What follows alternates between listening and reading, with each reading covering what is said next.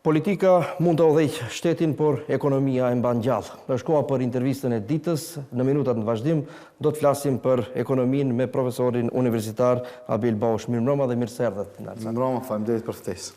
Profesor, fillojmë me atë që është në procedurë parlamentare aktuale, është huamarrja e re e shtetit tek bankat e huaja komerciale. Kërkohen 260 milion euro.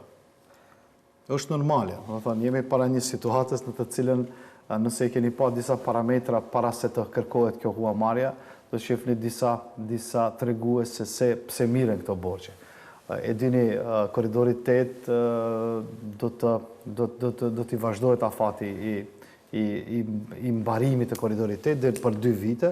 Mandej kemi disa gjëra të cilat i kemi në buxhet, por nuk mund t'i realizojmë. Për atë arsye është e patjetërsueshme të merret një huamarrje për le të themi për punët operative të cilat gjenden në shtetin tonë.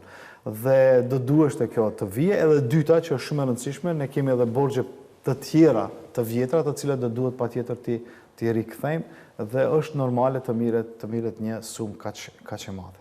Do flasim edhe për borxhet. Borxhi i shtetit ndaj sektorit privat dhe organizatave qeveritare ka arritur mbi 305 milion euro.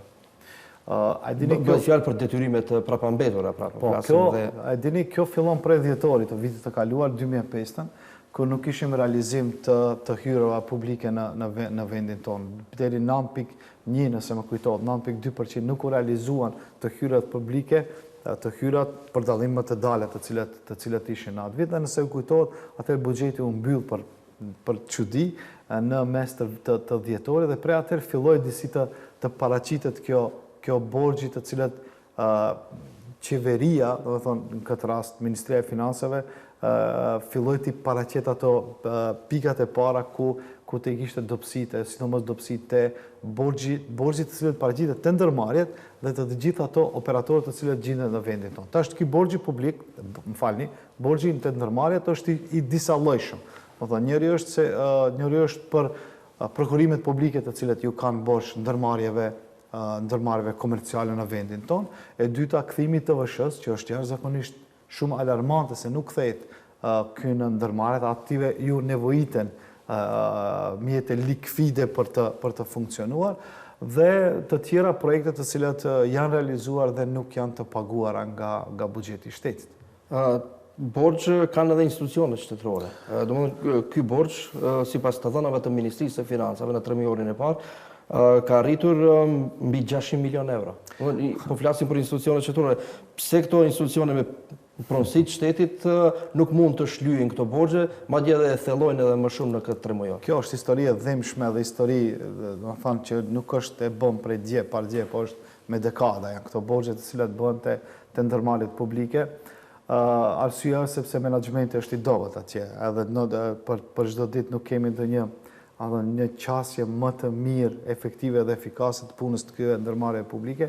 Kemi bile edhe ndërmarrje publike që nuk është e nevojshme edhe të ekzistojnë si të tilla, por ndërmarrje publike ka edhe të cilat është e patjetërshme të investohet në modernizimin e tyre dhe përsëri të paraqiten një farë lloj ndërmarrje të cilat mund të japin një farë vlerë ekonomike në vendin tonë. Të ne ndërmarrjet publike ende funksionojnë si në sistemin e vjetër, për fat të keq, duhet ta them këtë, nuk janë në përputhshmëri me nevojat ekonomike, nevojat e qytetarëve etj. Kjo është dhe për çdo herë grumbullohen këto borxhet publike atje, borxhet e këtyre ndërmarrjeve. E dyta, një e dim në aspektin historik, këto ndërmarrje publike ka qenë end punësimi për shumë parti politike, dhe kjo ka mbetur në ato. Ju e keni një ndërmarrje publike shembull, ndërmarrje publike për transport në qytetin e Shkupit, e cila për çdo herë është në humbje dhe ne nuk kemi transport publik efektiv dhe efikas në vendin tonë. Këtë mora si shembull. Çka janë ato mekanizme që duhet ndërmerren që të ndërpritet kjo situatë? Unë kam një teori time, unë e tham kështu do të vazhdojë çdo, do të marrim borxhe, do të kthejmë borxhe etj. Ne nuk krijojmë vlerë ekonomike, ne krijojmë impakt ekonomik në ekonominë tonë, që të dalim dhe të fillojmë të zhvillohemi si ekonomi në vendin tonë. Sepse ne kështu mund të vazhdojmë dhe ne mund të jemi si shtetet të cilat janë të vendeve të pazhvilluara.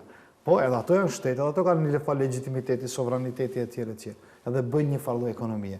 Po ne po flasim për zhvillim ekonomik, të kemi një farë lloj zhvillimi ekonomik. Dhe pikërisht për këtë do duhet miren më shumë masa më shumë reformat këtë ekonomike dhe guxim ekonomik për disa gjëra. Edhe në të fillohet prej të ndërmarrjet publike. Në ndërmarrjet publike do duhet me të vërtet kemi... Po, profesor, nuk është zgjidhja ajo që kujtojmë në fillim të mandatit të kësaj qeverie, qeveria shpërndau miliona euro për komunat për të shkryer detyrimet. Kjo është mandej histori. Atëherë kjo nuk është zgjidhje. Jo, kjo është mandej histori në vetvete. Unë edhe atëherë kam kritikuar, por arsye se edhe kam thënë tekstualisht po e tham, nuk guxon të miren të holla dhe të ndërtohen çeshma në përfshatra prej parave të këtyre të kësaj huajs. Ne mund të marrim hua dhe nuk është e dëmshme për projekte. Tash do t'rregoj një analizë ne kemi bërë, një analizë, më thon, kolegët e universitetit kanë bërë dhe kështu, domethënë i kemi vendosur disa shtete të cilat kanë huaja mbi 100% të GDP-së vet, është Shtetet e Bashkuara të Amerikës, është Japonia, për shembull, janë disa shtete të zhvilluara që te ato është GDP-ja për borxhin publik është mbi 100%. Valla mos t'i tham tash me numra. Kur është bërë krahasimi sa është impakti te qytetarët, më thonë të ne del që është më e madhe. Do ky borxh publik neve na prek te qytetarët. Do nuk prek në ekonomi, sepse këto bëjnë turnover, i kthejnë të holla. Do të thonë vetë ekonomia gjeneron para sepse investohen në investime kapitale dhe mandej ajo vetë kthen si vlerë për ekonominë. Sa jam këtu. Do thonë te ne borxhi publik nuk është tragjik, do të thonë ne jemi në atë limitin e asaj. Mirë edhe pse kalkulojmë, edhe me atë kalkulojmë, me numra statistikor kalkulojmë, por ama nuk krijon vlerë ekonomike, nuk ka vlerë ekonomike. Borxhet tona mirën vetëm për të servisuar borxhe të vjetra dhe për ta mbajtur qetësinë sociale të qytetarëve.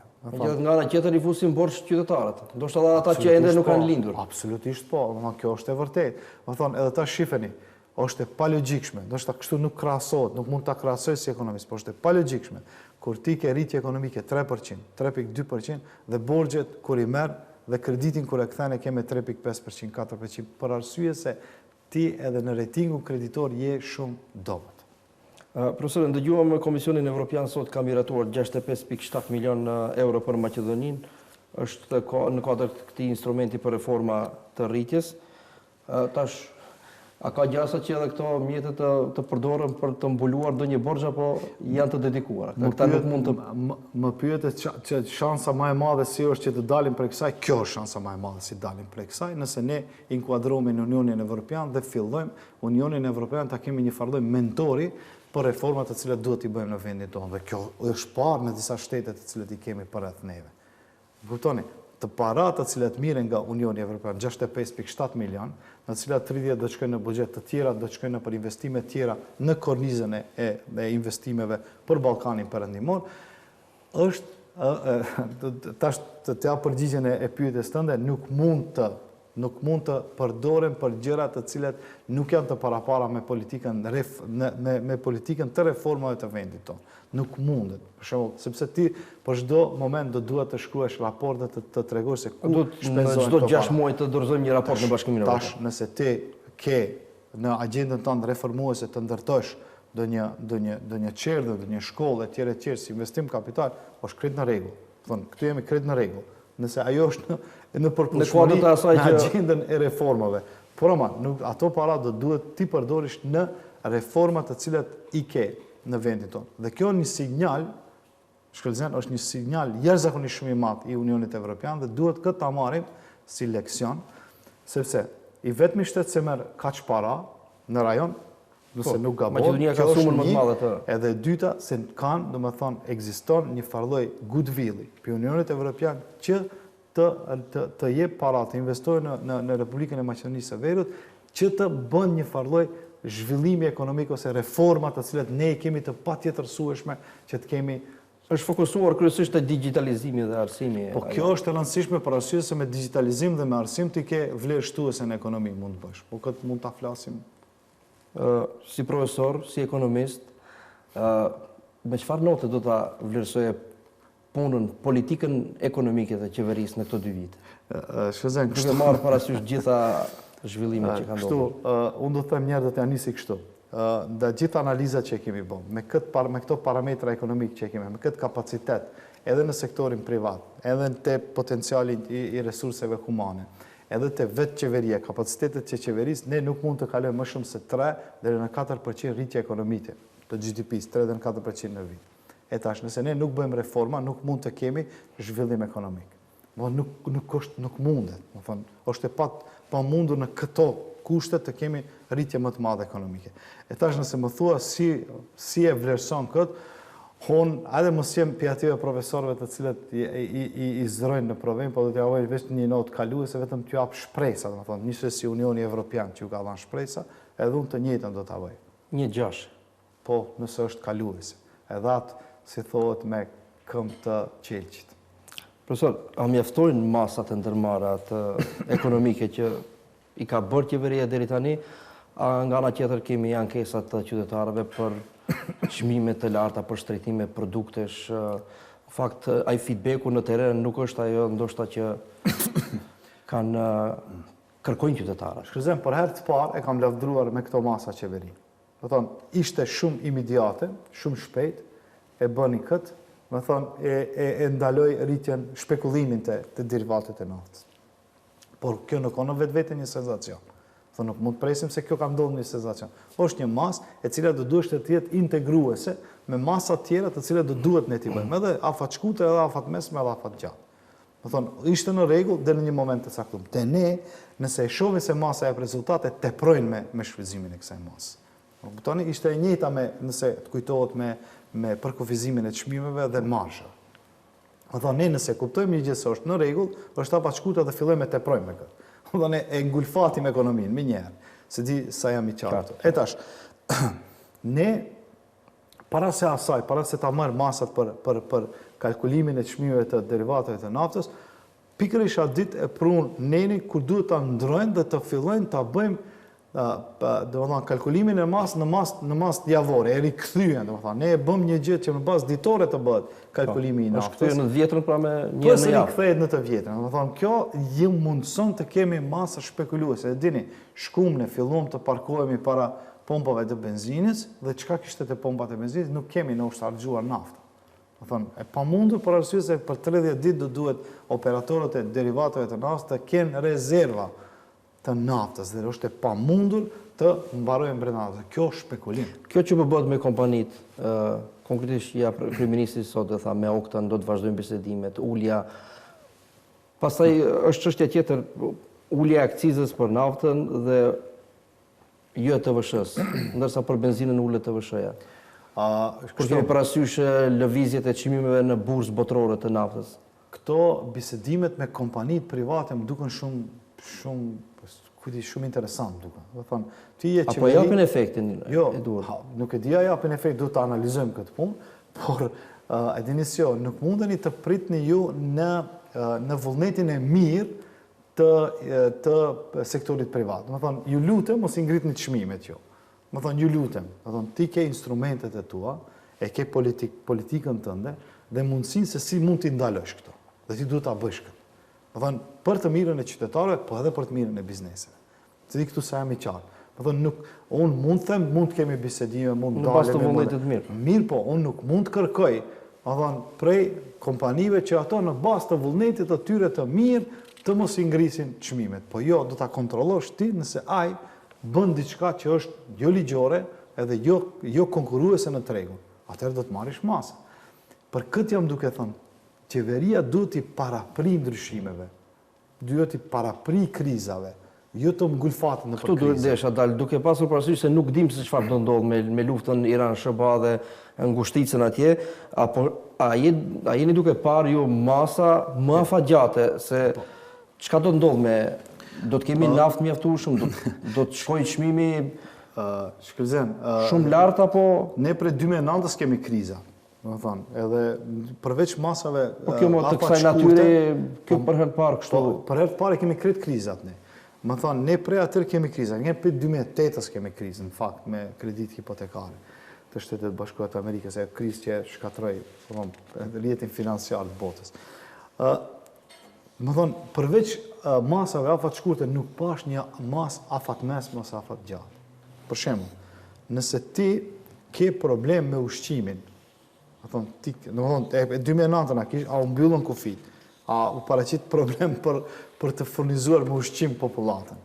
Më thonë, është një gjë, kur e dinë se 70% importon produkte ushqimore bazike, dhe ti ke një sektor të bujqësisë që ti nuk investon, ose nuk bën gjërat që të fillon prej aty, atër këtu nuk është problemi i masave të afatshkurtë ekonomike, është problemi strategjisë. Si këtë do të bësh? Është randë, nuk thamë që është lehtë kjo punë të bëhet. Por të duhet fillohet dikon. Pra varemi nga importi dhe për produktet bazë. Po këtë thamë, po kthejmë të pjesa energjetike. Thonë, ne jemi të varur nga energjia. Edhe nga derivatet e naftës, për fat të mirë nga gazi nuk kemi ende të varur, po prej kësaj jemi të varur. Dhe çka bëjmë ne? Si ne mundohemi të kursejmë, ose si mundohemi ne të transformojmë shumë mire për me dhe transformim digital të kompanive, si mund t'i zvoglojmë shpenzimet, si mund të mos jemi të varur nga këto gjërat të cilat i përmendin, nga transporti, nga nafta e tjere tjere. U thash një shembull, transporti publik në qytetin e Shkupit, dhe këtë e banalizoj kur e them. Ti nuk ke transport publik në qytetin e Shkupit që ti bart njerëzit në mënyrë më efektive dhe më efikase të shkojnë nëpër punë. Po e ka patjetër ta ndez veturën dhe të vijë në vendin e punës. Dhe kjo automatikisht është shpenzim edhe për qytetarin, është shpenzim edhe për shtetin. A kuptoni? Do thonë, këto janë ato projekte të cilat duhet të shifen. Projekte madhore dhe projekte të cilat duhet t'i zvoglojnë shpenzimet. Pse ne bëjmë infrastrukturë aq të madhe si koridori 8 edhe 10? Për arsye që t'i zvoglojmë shpenzimet të transporteve, të shkohet më shpejt. Këto nuk i shohim ne këto ciklima, por janë shumë të rëndësishme për ekonominë. Profesor, kaq kishim kohë për këtë intervistë. Faleminderit shumë, ishte kënaqësi. Faleminderit shumë.